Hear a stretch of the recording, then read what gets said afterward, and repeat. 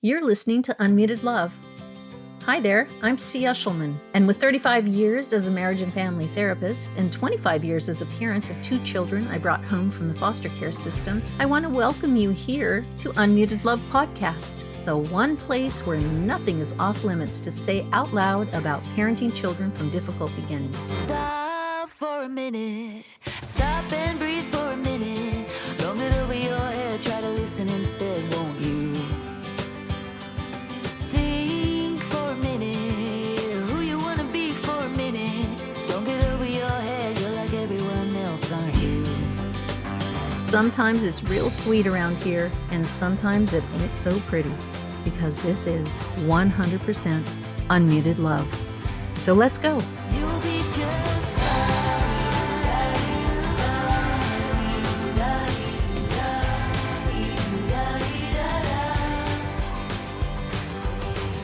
Hello, everybody. I'm C. Eshelman, and welcome to Unmuted Love. Last week, we talked about neurodiversity in children, just to get an understanding of what that movement is all about. That was part 1. And today, we're going to talk about part 2, which is how do you parent a neurodivergent youth? I'm looking forward to it. So let's go.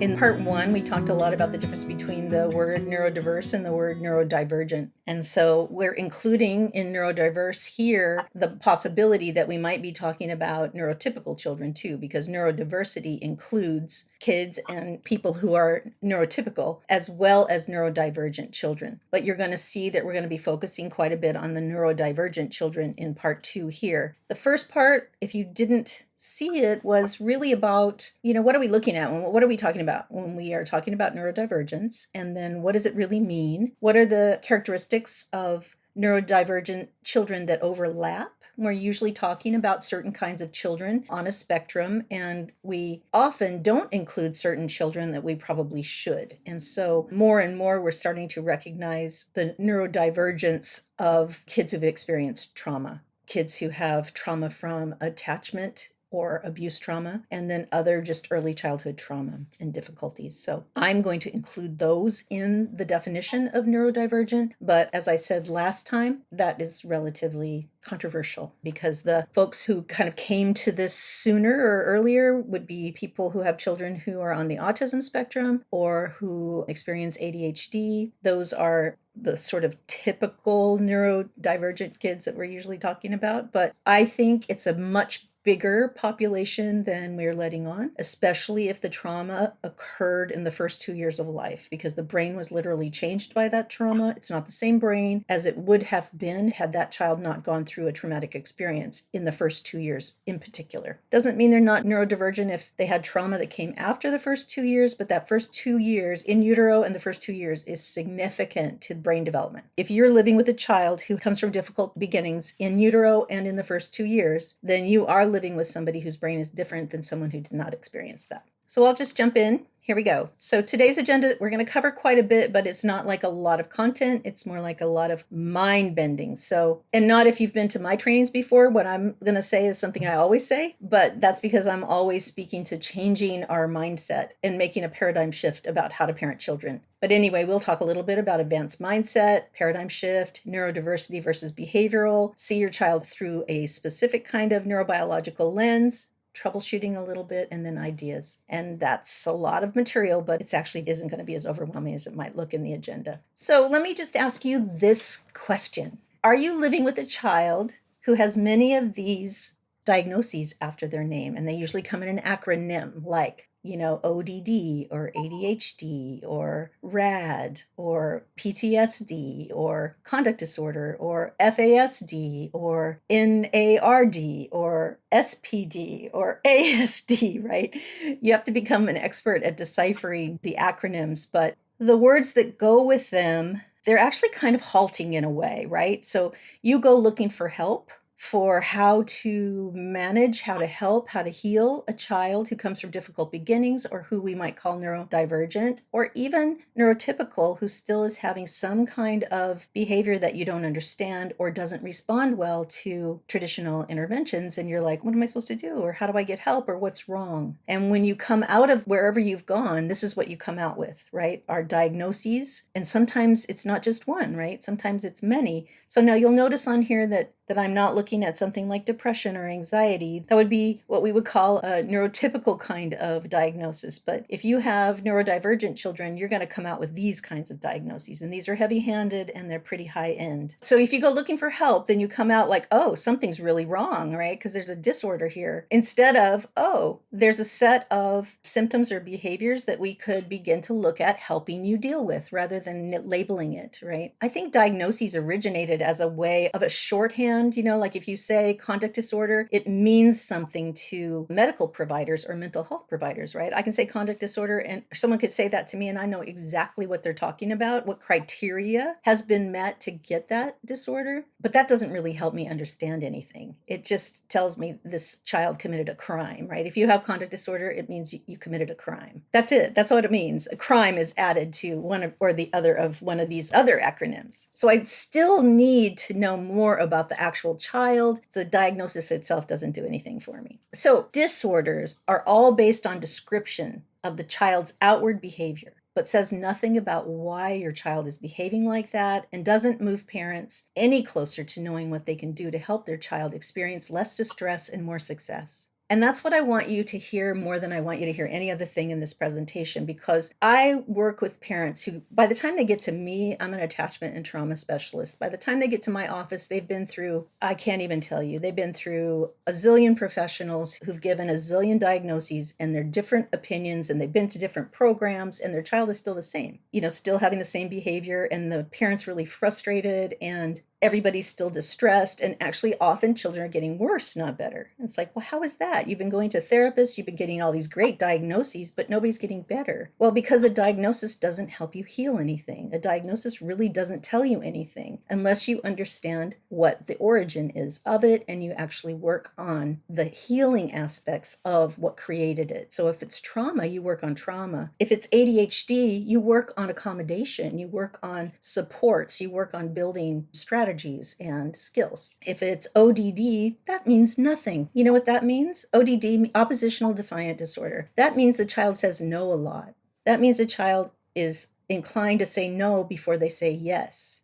But what does that mean? That's just a description, but that doesn't help me help that child, right? I have to understand what happened to that child, and then I have to understand how to help the parents help that child. And that's the most important thing, is if you are the parent, then I need to help you understand how to parent your child, not how to understand the disorder so much, because your child is particular to your family, your household, and to you as a parent. And it's the interaction between you and your child that's the healing component. It's not a therapist. It's not the diagnosis. It might be some medication sometimes, which you need a diagnosis for sometimes, although I promise you that no matter what the diagnosis is, the medication starts generally in the same couple of places, because every kid ends up going through quite a sequela of medications, but they're all very similar and they're dealing with the same few characteristics that we talked about in the first part. I think I might have played this in the first part 1, but I want to play it again if I can. I often can't. So my girls' behavior has always been challenging. And has become increasingly so with age. As babies, they were always needing to be held and engaged. Otherwise, they were crying or screaming. As they became toddlers, they were climbing and throwing and hitting and, eating things they shouldn't have been eating. A lot of risk-taking behaviors that continued as they became preschoolers. And some added behaviors there were, running away in public places, climbing things with absolutely no ability to get down. One time, one of my daughters jumped in a swimming pool and she did not know how to swim and she had no floaties on. She just jumped right in.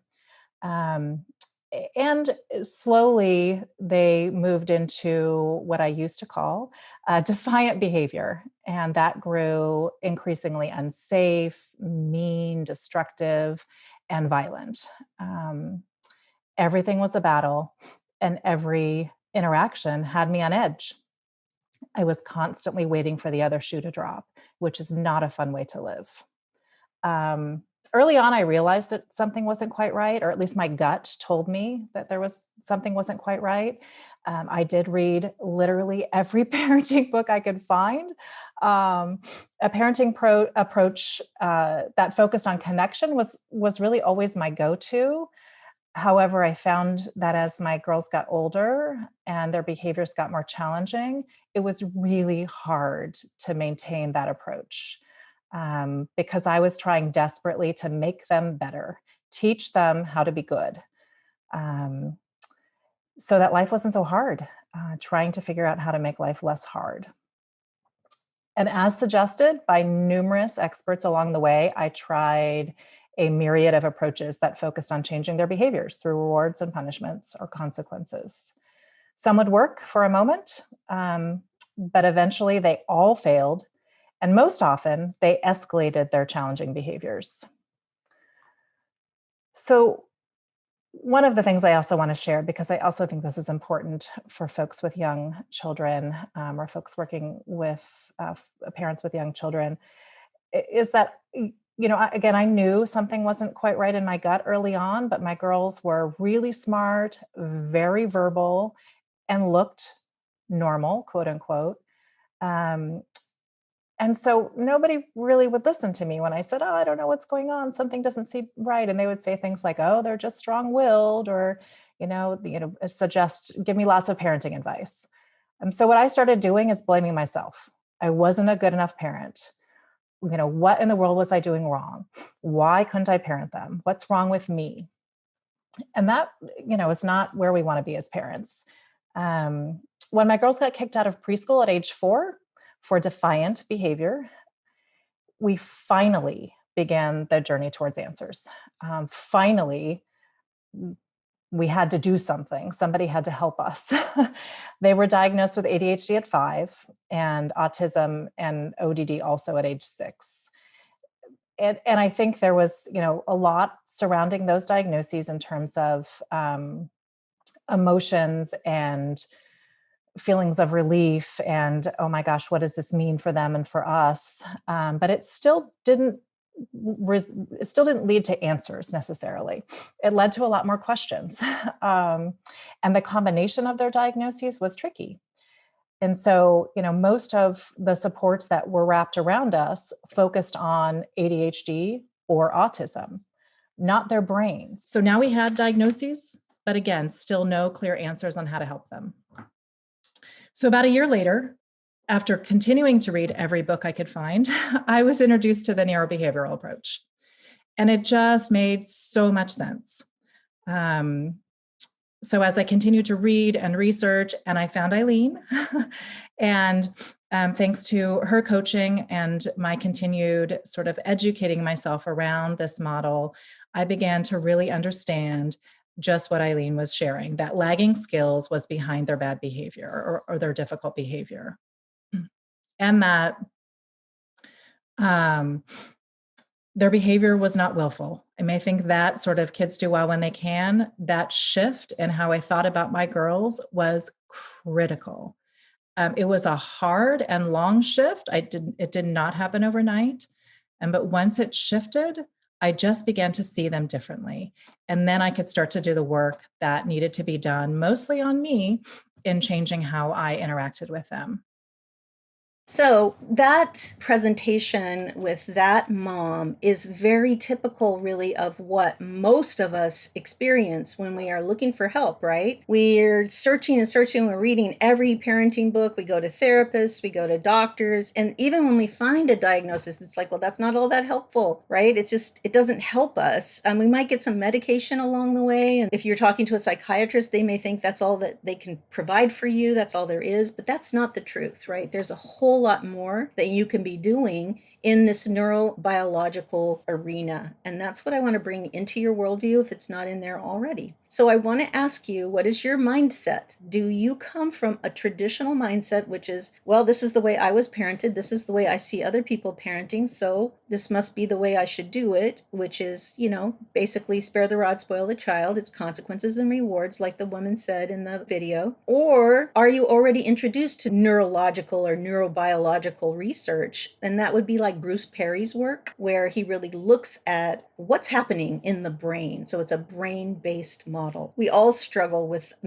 that's what, a paradigm shift is. You might know you want to come from a different place, but it's hard to make yourself come from that place, especially if you get dysregulated, right, with behavior that's in the room with you and you can't think very clearly. And so all you've got is your survival brain. And that's always going to be traditional parenting if you were raised in a traditional model, because we all rely on what came first. And what came first is traditional parenting, likely. And when we're in survival brain, we have a very hard time calling up the newest information that we have. So if you were introduced to neurobiological research and you understand that model, under distress or in stress, you won't be able probably to easily call on it. And that's why we need a lot of mechanisms to help us remember around our environment.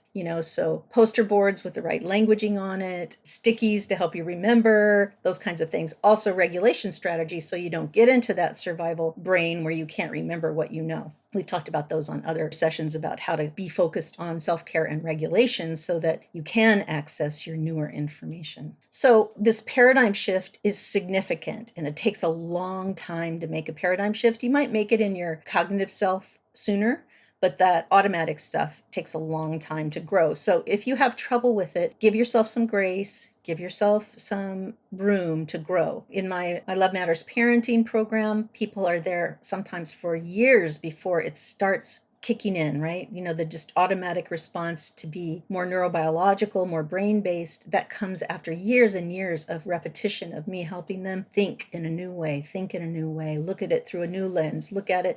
These are words you can use. These are interventions that are accommodating rather than punishing or consequencing. Even when people are here for a long time, sometimes they'll come to one of our group meetings and say, okay, so the teachers and I came up with this plan that if my son acts out at school, when he gets home, I'm going to tell him he can't have dessert. And I'm like, what?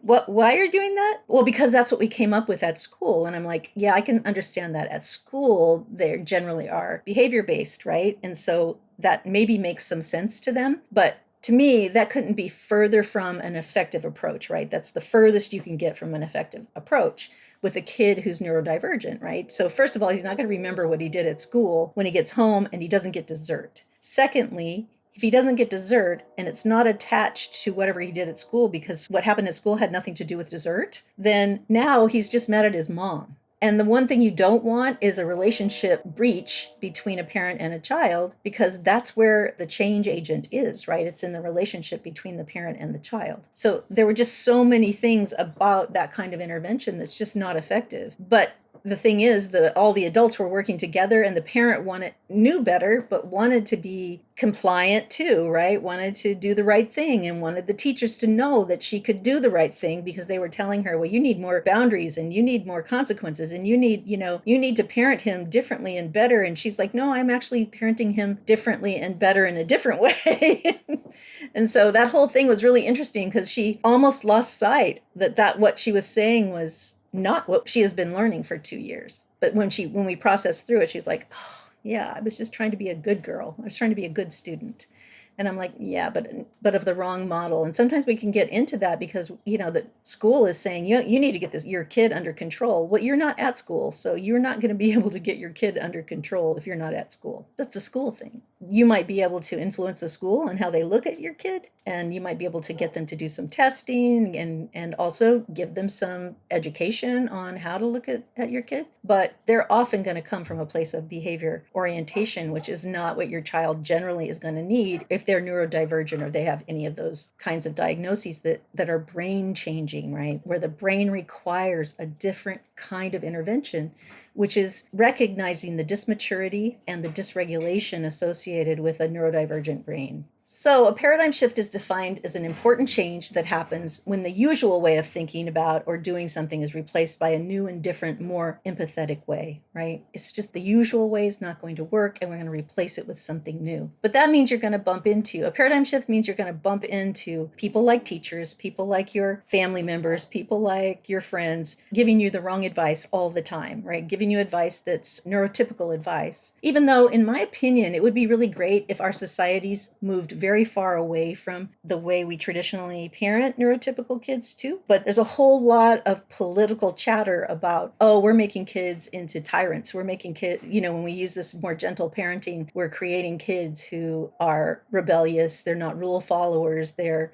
out of control, basically. I don't think that's actually true. I just think that people haven't really understood how, when you stop using corporal punishments, what do you use instead, right? What actually works instead? You can't just stop one and not replace it with another. So when we're talking about traditional parenting, this is what we're talking about: standard parenting practices, right? It's behavior focused. It's about consequences. It's often about rewards and consequences, lecturing, telling, demanding or commanding, exerting your big people control over little people, power struggling, harsher and harsher punishments, right? You move from consequences. If those don't work, then you go to punishment. And if the punishments don't work, then you go to harsher punishments and more taking away and withholding and shaming and even physical force to create behavior change. Again, there's no shame here, no blame. Most of us were parented this way off and on at different times. And most of us have parented this way off and on at different times. But like the woman in the video said, when we know better, we do better. And so what I want to do is help you know better so that you can begin to do better. And it's little by little, you get better and better. It's really hard to unsee. When you start really looking at traditional parenting, it's hard to unsee it, right? It's like, oh, I can't keep applying these consequences that don't work just because I'm mad, or just because I don't like the behavior, or just because I've decided that this is the thing that's going to make it change, especially in the face of the truth, which is it's not changing, it's getting worse. And it's interfering with your relationship with your child. So then other things start happening, right? Your child starts rejecting you and starts rebelling against you and starts withholding from you and sneaking and lying and doing all kinds of other things, because now you've become the enemy, because you're the person who gives the consequences that just seem mean to a neurodivergent child, right? It just seems like you're being mean. It doesn't seem like you really understand them or see them or can relate to them, and they just check out on you and decide that you're bad. So it's not only that you're bad, but they're bad too. Like, I feel bad about me, and I think you're bad too. And that's one of the internal working models that happens quite a bit with kids who are neurodivergent. When they get parented in a traditional or standard way, what happens is their internal working model becomes very self-hating, self-loathing, and also their internal model about others, parents, people who are close to them, is that they're scary and bad and mean too. That's a really poor model for relationship, and it doesn't bode well for getting through the teen years, where your relationship is so important to get through those years, to get to the other side into adulthood. So standard parenting practice focus on behavior versus paradigm shift to research with the brain as the organizing principle. It's looking at the brain development and parenting the brain of the child rather than the behavior of the child. That's really the paradigm shift. Whenever you see behavior, you think brain. So if you move into neurobiological, when you see behavior, you don't think, oh, bad behavior. You think, oh, communication. Oh, what's the communication about? What's going on in that child's brain? How can I help that child understand, or how can I accommodate that child so that they can fit in better? How do I accommodate this child that's having deep emotions? What kind of skill do they need in order to be able to hurdle this, right? What kind of help do they need to help them grow a skill that they need in this place? Kids often don't have the skill of asking for what they need. They often don't have the skill. They're called lagging skills. It's a skill that will develop but isn't yet. And you're assuming that it should be developed. Like if you're working with a 10-year-old that should be able to say, I'm mad at you, but instead hits another child, well, they should be able to use their words, except that this child can't, because they can't yet, right? Not that they won't, not that they're bad kids, not that they're aggressive kids, but they don't know how to get that other kid to stop doing whatever that kid's doing with words. That's a lagging skill for them. And so instead they hit the kid. I have a 13-year-old right now in my practice that I've been working with for years, really, but he's so neurodivergent this way that he can use his words sometimes, but he usually can't use his words. And he gets teased by little kids, like 6-year-olds and 7-year-olds, and he really personalizes it, and makes him mad, and he wants the kids to stop. And he does say stop, but when the child doesn't stop, then he can't keep himself yet from just hitting them. It's like something he just cannot control just yet, because he feels like it's not even a feeling. He just doesn't understand how to get something to stop without hurting it. It's just a lagging skill. He's not able to deal with that impulse to hit the thing that's causing him distress. So I want to know if I can convince you to believe this. If a child could do better, she or he would. That's the paradigm shift, right? Is that you believe that children are inherently good in a way. They're inherently wanting to please. They are inherently want to do well. And if they can do well, they will. And if they aren't able, then they will do something else to try and meet their needs or to try and get what they want. But it's not because they are bad or that they're amoral or they are stubborn or obnoxious or rude or all the things, right? It just means that this child can't yet understand how to do that skill. They can't ask for what they want in a polite way, so they ask for it in a rude way. They can't ask for it, they demand it, because they aren't able yet how to do it in a way that's more pro-social. It's a lagging skill they haven't learned yet. So what's the intervention? It's not to tell them they're being rude. You're being rude. Stop that. You're being rude. That's a neurotypical traditional intervention. But if you think a child would do better if they knew better, and you've taught him 10 times, you've taught him to say something politely, but he's still not doing it, then you need to know it's a lagging skill. Even though you're telling him and telling him and telling him, he actually needs help doing it. He needs hurdle help to get to that place where he learns the skill, and it's through repetition, practice and practice and practice. It's not through punishment. Punishment won't get him there. Have I convinced you yet that it might be a good idea to get this paradigm shift? If a child could do better, they would do better? Do you believe that? I was raised very traditionally. It's very hard for me to get this sentence. I'm like, no, I don't believe that. Kids are brats. I was taught that kids are bratty. I was bratty and I was bad. And, sometimes I could do better and I didn't do better and blah, blah, blah. Well, I was also neurotypical. So maybe it's true that I could do better and I wasn't doing it, but I wasn't neurodivergent. I didn't have a lot of lagging skills. It wasn't that I had trouble managing my impulse control or I had difficulty understanding. It wasn't any of that. So maybe when I did things that were wrong, I actually did know better and didn't do better, but I was neurotypical. So you have to really think about that, because I think it's true that you can have behavior that's just willful. You can, but you have to look at the child first. What have they been through? Why are they this way? What was their early life experience? And if they're neurodivergent, if they had trauma in the first 2 years or even later, then you have to really, really take this to heart, because it's more true than it isn't, right? It's more true than false. So if a child could do better, she would. Then you would ask different questions, right? If you had that mindset, you would ask different questions.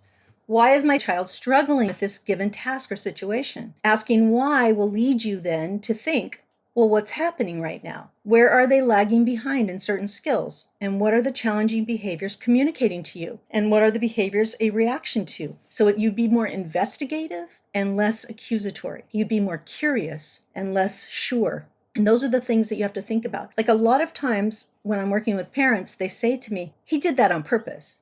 And I'm like, well, he's really neurodivergent. He doesn't do a lot of things actually too much on purpose. He's kind of more reactive, right? He's in the environment. When he's hungry, he does things, right? When he's tired, he does things. When he's threatened, he does things. But it's not exactly on purpose, right? It's just a reaction to his environment. But the parents are convinced often that it's on purpose. And I'm like, do you think he wants to be in trouble? Because I'm pretty sure he doesn't. Do you think he wants to be wrestled to the floor by his dad? I don't think he wants that. Those kinds of things, like just helping people understand. So we know he's neurodivergent. We understand his history. Probably he's not wanting to be in this much trouble, but he's always in this much trouble. So let's really look at what might be causing that. And if you begin to be a good investigator, what you see is that every day he comes home from school, before he gets a snack, he's a monster, right? He comes in and he starts elbowing and pushing and yelling, and not about anything related to food. But if you see that and you know that he's hungry, or you know that when he gets a snack, he stops doing that, now you know. It's when he gets hungry after school, he doesn't have the skill of managing his emotions at all until he gets some food in him. That kind of thing, being more investigative, being more observant, and asking more questions about why is he doing that rather than he just comes home a bear. Well, okay, but why? Why does he come home a bear? Could be that he comes home a bear because school was so stressful for him. If he's neurodivergent, school is really stressful for him. So he may come home like a bear because he's been holding it together all day, and he comes home and he's just like lashing out, possibly, right? There might be lots of reasons. It doesn't necessarily have to do with food. Could be lots of things, but it's incumbent upon us as parents to be curious about it rather than just so sure that he's just doing it on purpose because he's mean or he's mad or he wants what he wants when he wants it. I mean, that's true. But if he has lagging skills, he wants what he wants when he wants it, but doesn't have any skill to be polite about it, to ask well, or to accept no if you happen to be on that, inclined to say no to what it is he's wanting. Being able to accept no is a skill.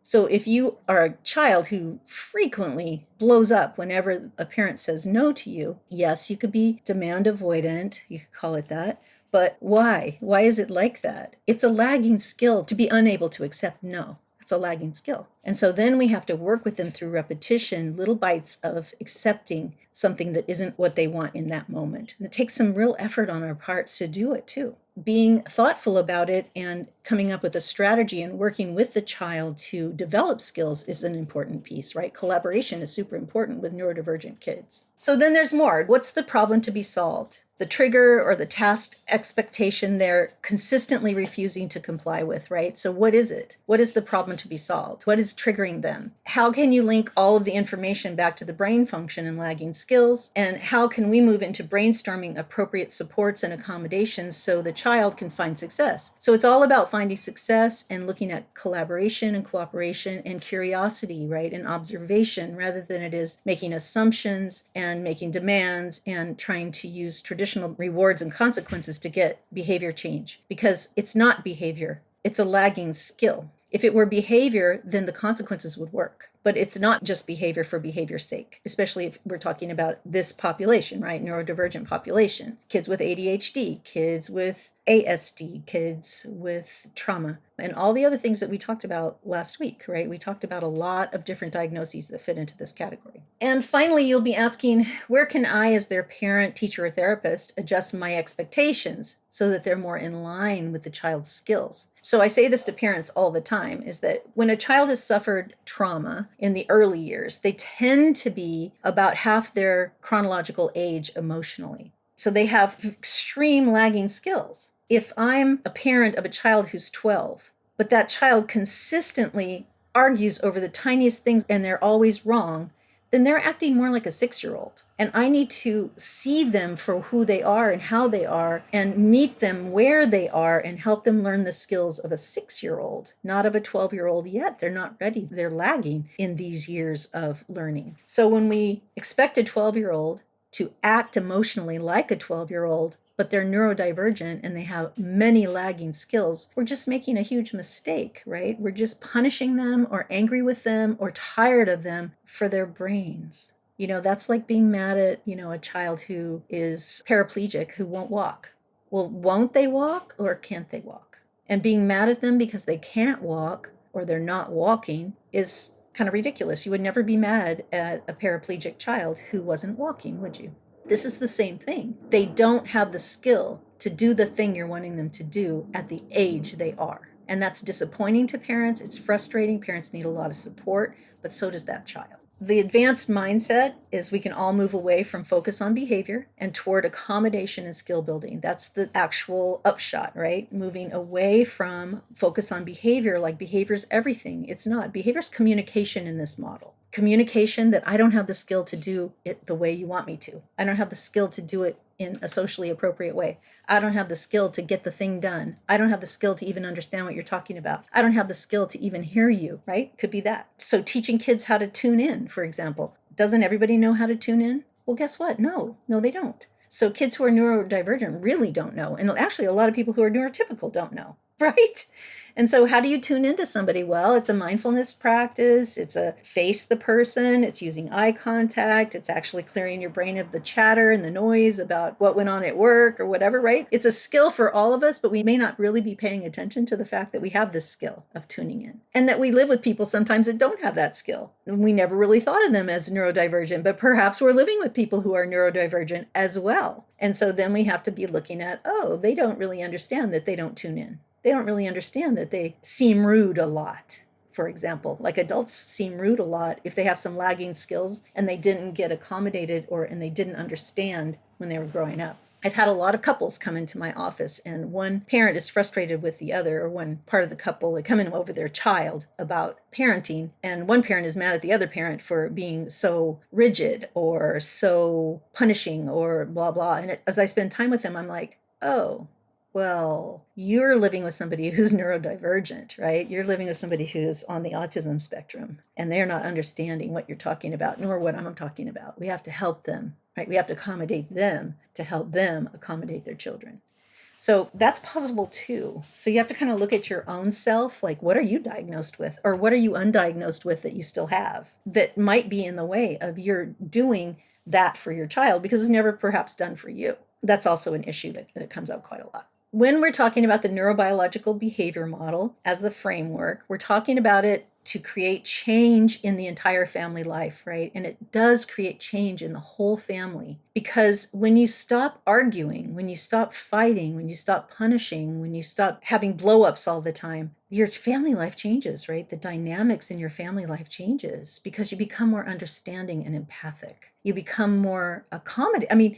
I remember my son, and I've told this story a lot here, so a lot of you know this. He used to get in trouble by me because I would tell him, all you have to do, I'd go to work and I'd say, all you have to do is just clean off the counter. And he would be like, okay. And then I would come home in the evening, I'd be like, you didn't clean off the counter like I asked you to. And he would say, yes, I did, Mom. Yes, I did. I'm like, no, you didn't, because I can still see what you had for breakfast. Right? You had toast and you had jam and you had butter and maybe some peanut butter, right? Looks like all that right there. So you didn't clean off the counter. And he would be like, I did, I really did. And I'll be like, do it again. And I finally realized that he had a sensory processing disorder where his proprioception was really off. At first I just yelled at him a lot. And then one day I just said, show me how you clean the counter. And he did. And it was just as dirty as when he had started. And I'm like, show me again. And then he'd show me again. And he had such light proprioceptive touch that he was running a sponge across the counter, and it was just slightly moving the crumbs and the peanut butter and the jam across the entire counter. And because he didn't have good sensory perception, he didn't even look, like when I clean something, I usually look to see if I actually cleaned it,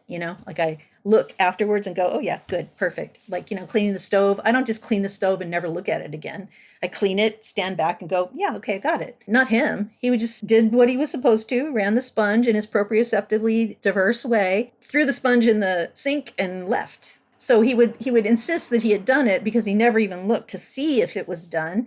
And I never really asked, like how he was doing it. So that's just, he was in trouble a lot for that very same behavior because I wasn't taking the time to pay a closer attention. Like, why is this happening over and over? Does he want to be in trouble with me every single day? That doesn't seem like him. I learned the hard way because I was so stubborn myself. There were a lot of things like that, right? So he had a lot of sensory processing issues, but he was really good at saying, okay. If I would say something to him, he would go like, okay. And I would assume that meant he understood what I was saying and he was going to either go do it or not do it.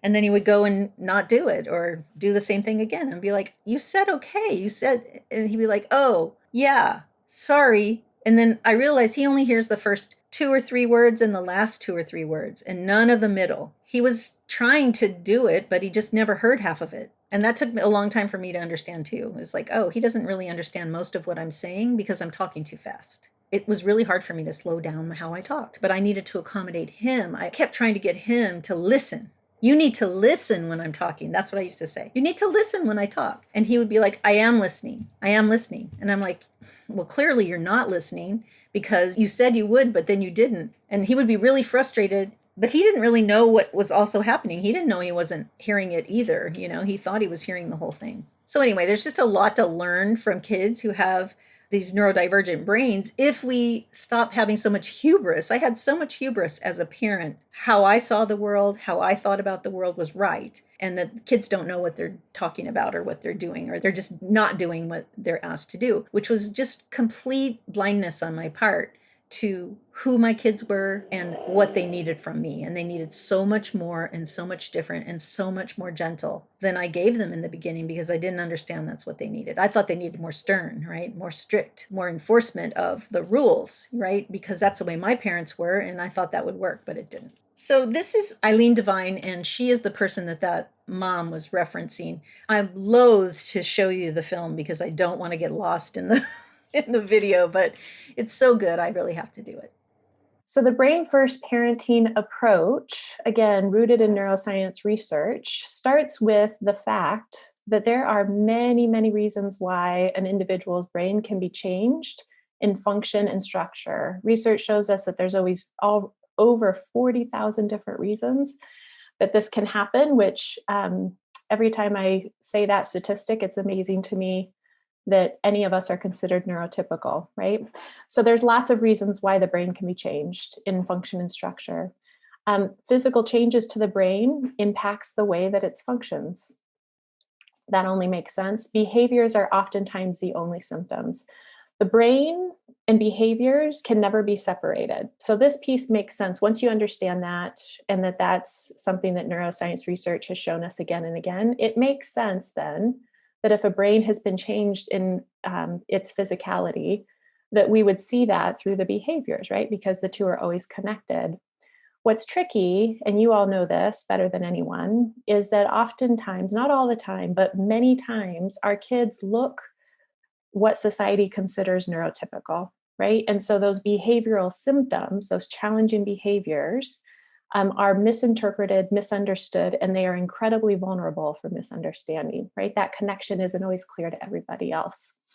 When we can understand that and keep that at the forefront of our mind, which is hard work at times, then we can understand the source of that challenging behavior and actually do something to help them settle. Because the brain is a physical part of our body, and it has been changed in function and structure, I consider it, this model considers it, a physical disability. Anytime that our child has a neurobehavioral difference, it is a physical disability. And what would we do for any other child who has a physical disability? We would provide them with accommodations, right? So again, that logic there, most parents I find are like, oh, that makes sense. And they really want to see that actualized then in their parenting. That, of course, is the hard work, right? Taking it from theory and putting it into practice. But I'm going to give you a few ways, show you just a few ways that we can that you can start to do that. So brain-based differences are physical disabilities with challenging behavioral symptoms.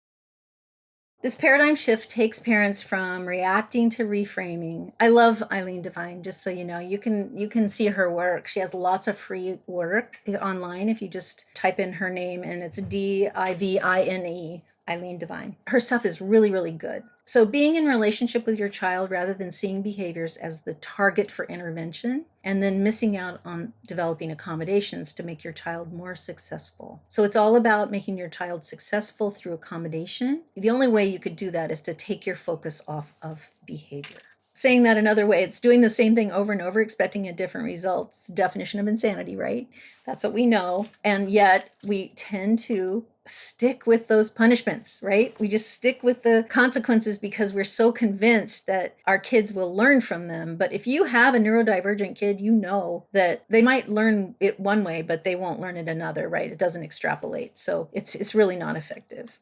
So let's troubleshoot a little bit through a neurobiological lens. A lot of times we think about kids in a certain way, right? So the uncompromising child who is rigid, has rigid thinking, right? So here's some approaches to rigid thinking. So we tend to think words like opposition, disrespectful, willful, stubborn, selfish, self-centered, unwilling, immature, uncaring, and a few other choice descriptors I won't say here, but we think them. The paradigm shift would be, I wonder if this is about executive function. Executive function, remember, is right here in the prefrontal cortex where all the executive functions are, which are where your organization, planning, goal setting, morality, judgment, memory, It's all right here in your executive function. Most of the things that drive parents crazy are things in your executive function, right? That you're not doing or aren't functioning. It's not functioning very well for the age of your child. But executive function can be taught. It needs to be taught to kids who are neurodivergent, and it needs to be taught through repetition and through calm repetition, showing, telling, walking through, practice, repetition over and over, right? Until they actually learn it. And it doesn't extrapolate. Extrapolation is a lagging skill too. So you have to teach that. You teach a child to stop their bike at that stop sign. A child with rigid thinking will stop at that stop sign, but if you send them the other direction, they won't stop at the next stop sign. Not necessarily, because it's not going to extrapolate that you meant all stop signs, because you just said that one. So not that one, right? Just that one. That's not a child being willful or oppositional. It's a child really not being able to think like that. That's actually hard for parents to realize that extrapolation is a lagging skill. So executive function skills like flexible thinking, transitioning from one thing to another. Transitions are so hard for our kids because their brains are highly focused on what they are doing, and then moving from the highly focused on what they are doing to something else is just, it's like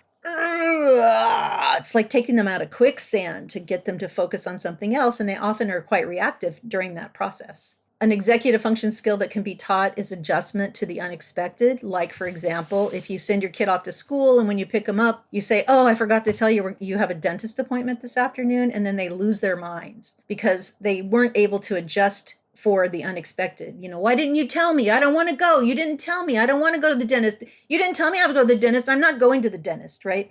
Like, it really shouldn't be a big deal if you are able to adjust for the unexpected. But if you have a rigid brain or if your executive function skills are lagging, then that happens so frequently to parents of neurodivergent kids, because you can't always anticipate what might change by the end of the day, or you just are human, and so you can't remember to forewarn for everything. So there's a lot of blowing up around the unexpected. I'm pretty sure those of you who've heard me talk, I've told this before. When I first got my kids, it was during St. Patrick's Day, and then the next holiday was Easter. So I only had them a short period of time, a few months. But for Easter, I ran into their room, not like I didn't scream or anything, but I ran into their room and I said, let's go to Easter sunrise. And I hadn't told them anything about it. I thought, because I didn't know anything about this kind of brain, I thought they would be so excited to get up and go do something different and special. And we're going to go outside and we're going to climb up to the top of this hill. We're going to watch the sun come up. And they both started crying and screaming and running around the house, and they were hysterical. And I was like, okay, never mind. Thought it would be fun. Guess not. Like, who I was kind of like that. I was kind of impulsive myself and excited to have kids and excited to do all the things, right? My kids were buzzkills, man. They did not want to do anything spontaneous. They didn't want to do anything they hadn't done before. It had to all be done the same way every time. And it was like so unfun for me. But I was really unfun for them. I scared them, right? They had no idea what all this change and transition and quickness was about. And it was excitement for me, but for them, that just seems scary. Frustration tolerance, that is an executive function skill. So if they don't have it, right, if they are easily frustrated, it's because they have to learn how to tolerate those feelings. Those feelings are hard to tolerate when they don't know what they are. Staying out of perseveration loops, super hard for kids, right? Like, I got in trouble at school today. I felt bad. I did something wrong. I'm bad. That whole perseveration, by the time the child gets home, they're a bear because they feel so ashamed and so mad at themselves. And so they've been perseverating so much that they can't just get over it. And so those are things that have to be learned. Things happen at school all the time. Like, they are talking out in class, getting in trouble. They are having conflicts with peers often because they don't understand or they're rigid. They are getting bad grades on something, or they forgot to turn their homework in, or they have to sit out of recess. Things like that, they start perseverating on that. What they're perseverating on is, I was bad. I did something wrong. I was bad. So by the time they come home, they've completely internalized that concept that they are bad. And so now they're bad and mad about it, right? So if you have to feel like you're bad because you got in trouble, now you come home and you're just angry that you got in trouble in the first place. You're mad at yourself. You're mad at everybody, right? So usually they're mad at themselves, and they've been perseverating on having done something wrong. You can help real easily by just saying, hey, it's okay. It's okay. What you did today, I know you did on accident, or I know you didn't mean to do that, and you're not in trouble and you're not bad, right? You can help them understand themselves better so that they don't have to keep perseverating. Thinking about the same things over and over is perseveration. It could come in the form of, if you tell them that they're going to a birthday party on the weekend and you tell them, like, say on Wednesday, then they are going to be thinking about the birthday party over and over. When are we going? Are we going now? Is today the day? Or like, when do we go? And then you have to do things like make calendars, and you keep saying it's right here on the calendar. This is how many days away? It's 4 days away. You keep having to make it concrete for them so they can tell where it is. It's that perseveration on the thing. A lot of times, if you tell a kid who's neurodivergent that you're going to go on vacation, before the vacation comes, you just want to strangle them and you don't want to go on vacation anymore if you tell them too early, right? Because they nag you and badger you and talk about it until they've made every mistake under the sun. They've broken everything. They've made it impossible for you to even want to take them anywhere because they've been perseverating on getting to go on the vacation. So how do you fix that? You help them think. You help them see that's thinking, that they're doing thinking that's causing them to feel something, and that they don't have to think that way. They can think something else. And so that's a very hard skill to learn, but you have to do it through repetition. Like, your thoughts can change. Your thoughts can change. Let's change that thought. Right now you're thinking, when do we get to go on vacation? When is the time? You could say to yourself, Mom will tell me when it's time, right? Just give them a new thought. And then, frankly, if you keep saying, wait, are you thinking about when it is? Remember, I'm going to tell you when it's time. They can perseverate on me telling them, which is a better perseveration than something else. It takes a while to learn that some of your thoughts are actually in your control. You can concretize it, right? You can get a schedule. You can have them make the X's on the schedule. I don't really advocate telling kids too far in advance anything. So if the dentist appointment is this afternoon, I'll tell them in the morning. I wouldn't tell them the day before. Even if we're going on vacation, it's going to be like when they're going to start to notice that the suitcases are coming out. That's when I'm going to tell them. I'm not going to tell them we're going to go to Disneyland in the summer. No. Nothing that's far, because that is ridiculous. You're going to make yourself insane. Really very short periods. And then, like Christmas, for example, is the worst, right? Waiting to open presents. The worst. So lots of people come up with all kinds of different strategies, sometimes marking on a calendar. Sometimes parents just decide to give the presents, right? I'm just going to, you open the presents. It's not Christmas, but you can open those presents just to get the anxiety over with. They're going to get the presents anyway. The day doesn't matter that much, right? So different families do it differently. Some families like open a present a week or things like that, leading up to Christmas, because that is such a perseveration loop for our kids. And then they do kind of impulsive things, right? They go and unwrap all the presents, or they go and, unwrap other people's presents. They do all kinds of stuff. And so sometimes it just doesn't make sense for us to hold to these sort of routines that other families can do when ours really just can't handle it. Advent calendars are great. Really anything where they get something to help just quiet that urge to know or have. But I'll tell you though, if it's candy, that Advent calendar is going to get eaten before like the second day, probably. Right? That perseveration is something. It is. And it can really whip into huge dysregulation. And then sometimes the dysregulation can last for really long times with some kids, right? Like some kids don't come down from their dysregulation sometimes for weeks on end. Actually, any school break is one of those things that can really whip up some perseveration. So that makes the school break really hard. And the anticipation of going back to school, the anticipation of getting out of school, and then what are we going to do without school? And then when are we going back to school? Like there's so much perseveration. Those 2 weeks are like nightmares.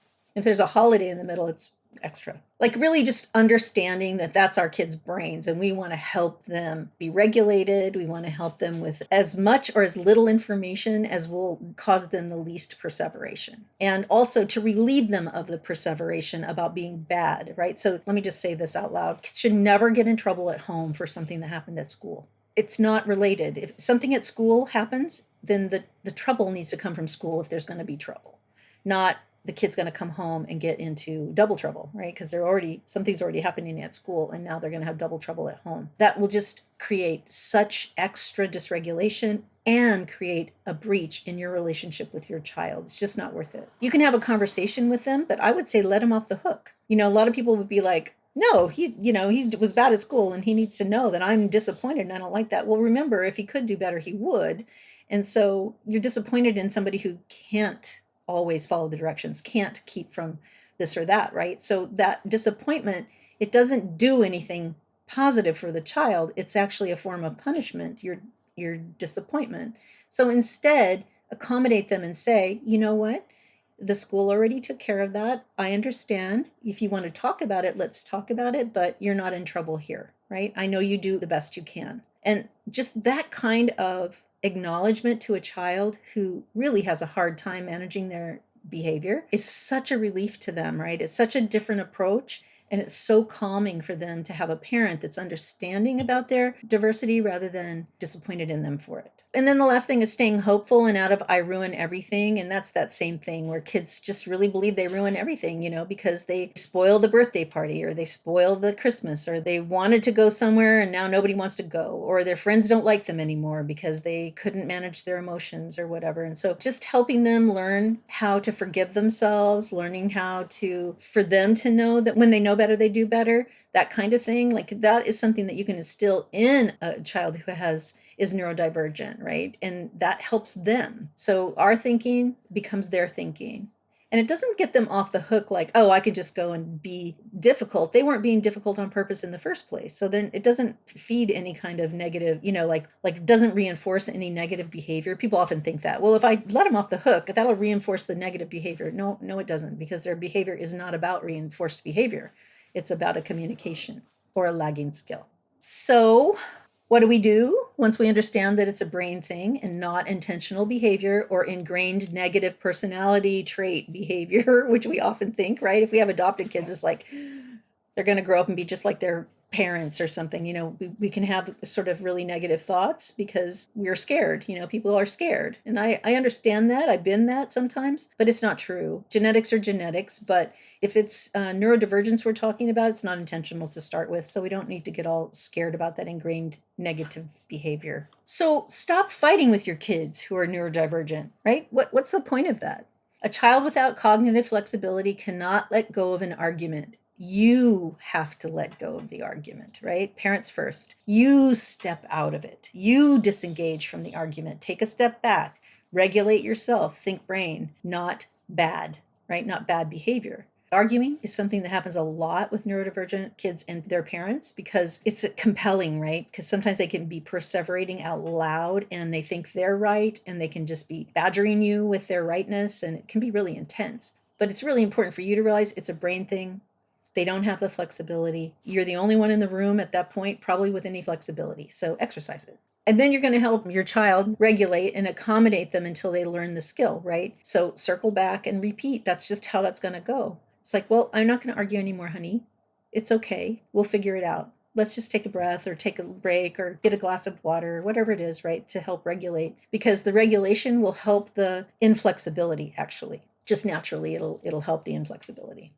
Just giving them that grace, right? Hey, I know you do the best you can. And I know you're learning. And I know you're trying hard. And I'm proud of you for that. That kind of conversation with kids who are perpetually in trouble. Like if they're in a traditional school, they're mainstreamed, or they don't have any special services, for example, which can happen a lot to kids, then it's really incumbent upon us to be their cheerleaders, Well, they don't need to be in trouble with us too. We don't need to be disappointed in them or discouraged or angry with them. We need to be supportive and uplifting of them so they keep trying. Kids who are neurodivergent sometimes give up. They become hopeless. They become angry. They become disaffected, basically, disaffected from caring. And that's just because it's too hard to care when people are so negative toward you. It's really painful, actually, to be a therapist sometimes and to have kids who I just adore, but I know they can't manage this negative behavior they have going on. They have such lagging skills, and they're in regular school, and regular school expects certain kinds of behavior, socialization behavior that this child, for example, doesn't have. And it's just heartbreaking to see the impact on that child, on their sense of wellness and their sense of being a good person. And so I find myself saying, I know you're a good person, and that you didn't do that because you're a mean person. You didn't do that because you're sometimes like a parent will say, you're so hateful to a child. And then they get really upset, I'm hateful, I'm bad, I'm hateful. I'm like, no, you're not. You couldn't manage that emotion in that moment. It doesn't make you bad or hateful. right? So we have to be careful how we say things to our kids, because if they're neurodivergent, they really don't, it just goes into that place of I'm bad. And that place of I'm bad just stays with them a lifetime, And then what can happen is when they do start getting better skills, now they don't care anymore. And the relationships with other people are kind of broken. It's very hard to unlearn the old things and to learn new things. Learn to be gracious and loving and just kind, just kind, and to not personalize the things and to not let our own frustration with neurodivergent behavior, it can be hard on us too, but it's harder on them. And so just really understanding that and getting that deep awareness helps a lot. But for me, I always just put signs around my house. It helped me with just put stickies all over. I had stickies all over the house to remind me, because I can forget and just instantly become that other mom that I don't want to be. So mine said often, remember you love them, because I would often get angry about something that was happening that had to do with like breaking something or, destroying something like that didn't really need to be destroyed, in my opinion, right? But if I didn't remember that I loved them, I would just be mad. And I'd be like, why did you do that? Blah, blah, blah, blah, just accusatory and harsh, because I didn't understand what I was living with, for one thing, and I had to learn. But the stickies just helped me. Like when I would read that, then I would remember that, well, if I love somebody, I don't talk to them in any kind of mean way. And not that I talk to anybody in a mean way anyway, right? It's all imprint from childhood. My own parental childhood imprints would come out. And so those stickies reminded me, nope, I love them. That way of talking that my mom did to me is not loving. Not that she didn't love me, but it wasn't loving, right? That's the kind of thing I put. Some other people I teach people to put stickies around that say, stop, drop your agenda, breathe, right?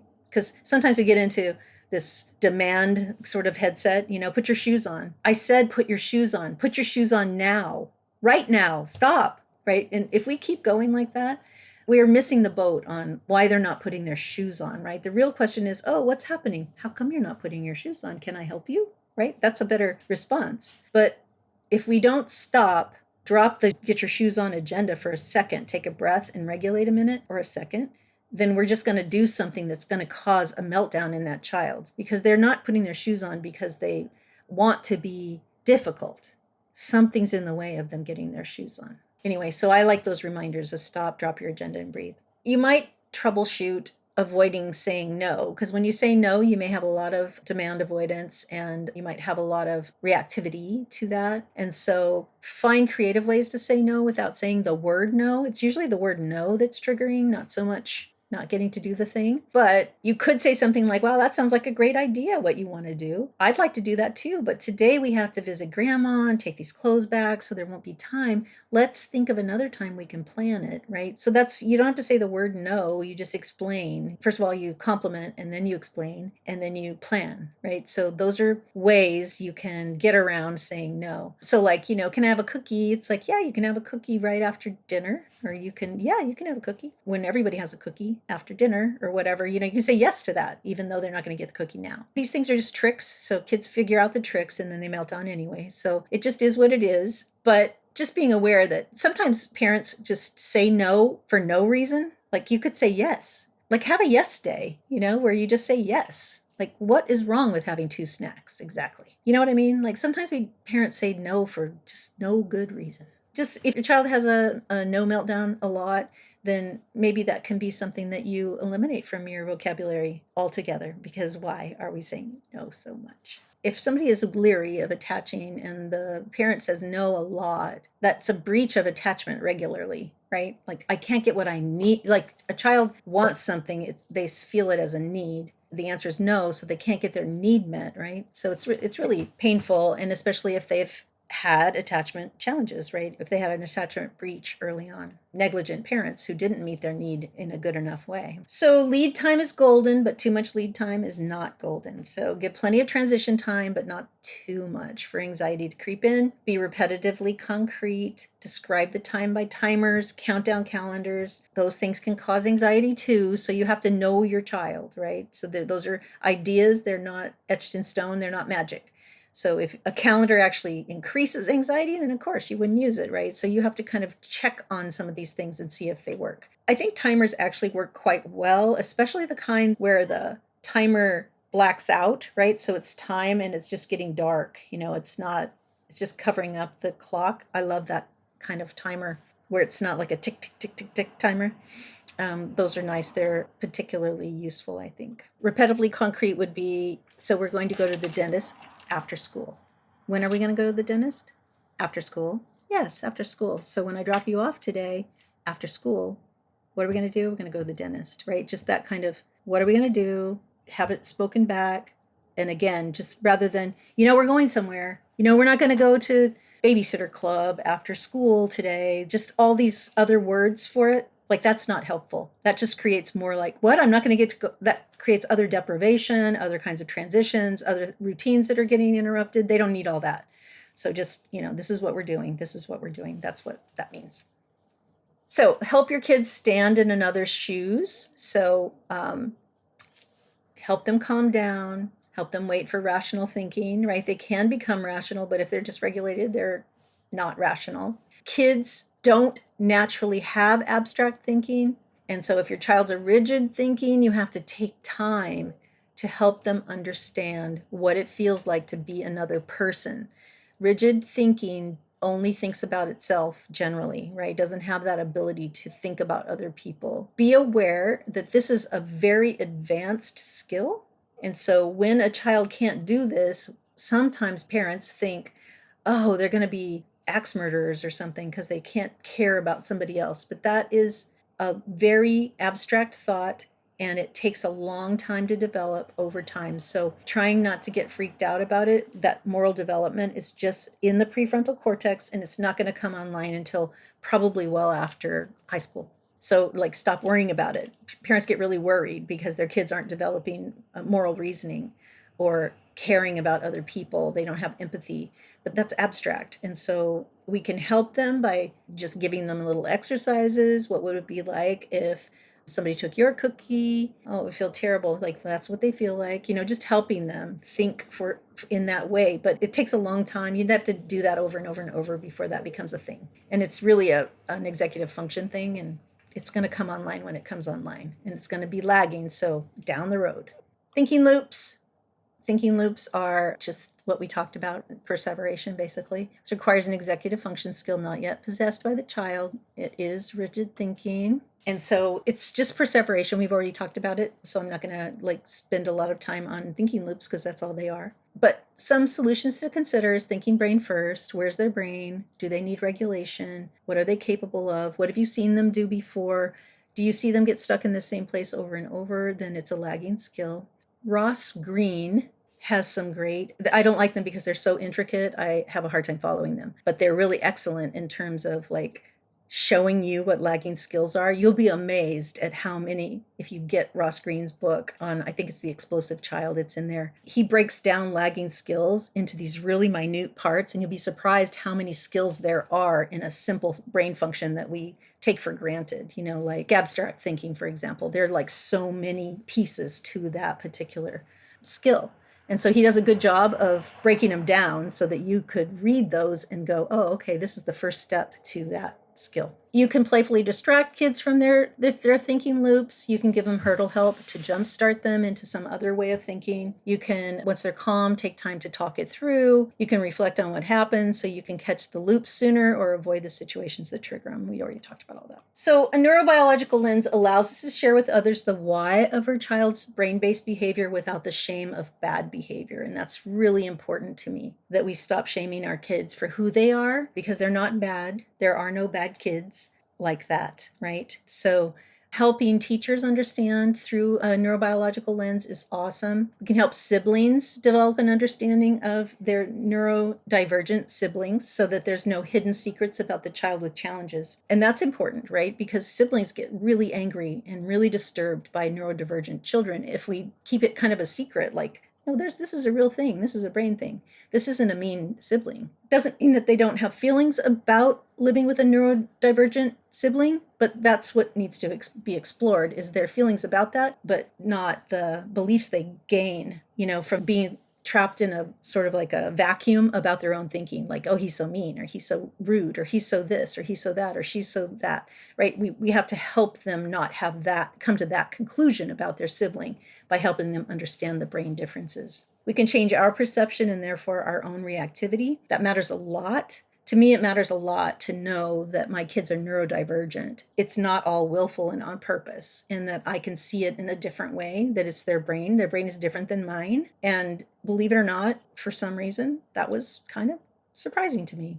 Like when I first learned about it, it's like their brains are not the same as mine. Oh, okay. Like they really don't see the world the same way I do. That might seem like, duh, but I just wasn't seeing the world like that. I was just seeing them as kids, neurotypical kids with intentional behavior, right? So when you think of behavior as intentional, you punish. And when you think of behaviors as brain symptoms or physical, like Eileen Devine said, like a physical impairment, you support them or accommodate them. So we can accommodate, not berate. Neurodivergence is hardwired, not intentional behavioral acting out. Brains are neuroplastic and can change, but neuroplastic change is through repetition. That's really important to remember. It's not by just saying it or telling it. It's about doing over and over and over and over. Labels do not lead to understanding and accommodation necessarily, especially if the labels are something like oppositional defiant disorder. If you get that particular label, you're going to be seen as a bad kid, and that's just not the case. And we have to teach executive function skills. And the skills are hard to teach and they're slow, right? You have to do them slowly. And some of them you can't teach because it takes maturity to access that part of the brain. It really needs to develop sometimes.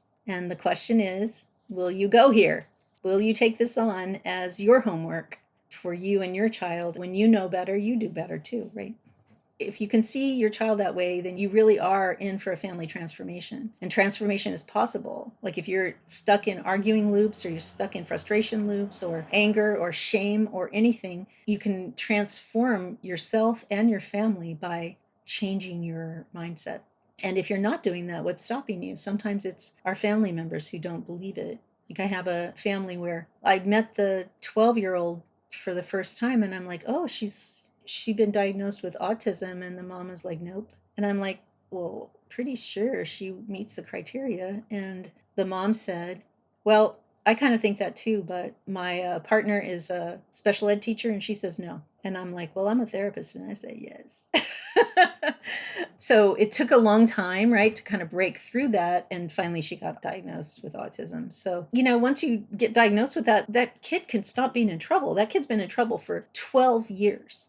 12 years she's been in trouble. Her sense about herself and other people is so hurt, right? She just seems so hurt and angry. And it's because she's been in trouble for so long for her neurodivergence. And there you have it. Your love does matter, and how you parent really matters too. Hey parents, this is C. Get the help you need to end destructive and chaotic behavior in your home while parenting children from difficult beginnings. I know you need help, and the Love Plus parenting model actually works. I'm inviting you to work with me personally for 6 months in my virtual therapeutic parent program, and I guarantee you results, or 100% of your investment back. How is that for a blue ribbon deal? I'm looking forward to working with you. See you on the inside. Stop for a minute. Stop and breathe for a minute. Don't get over your head. Try to listen instead, won't you? Think for a minute. Who you want to be for a minute. Don't get over your head. You're like everyone else, aren't you? You could gain from being a bit nicer. Know when to talk and when to shut your mouth.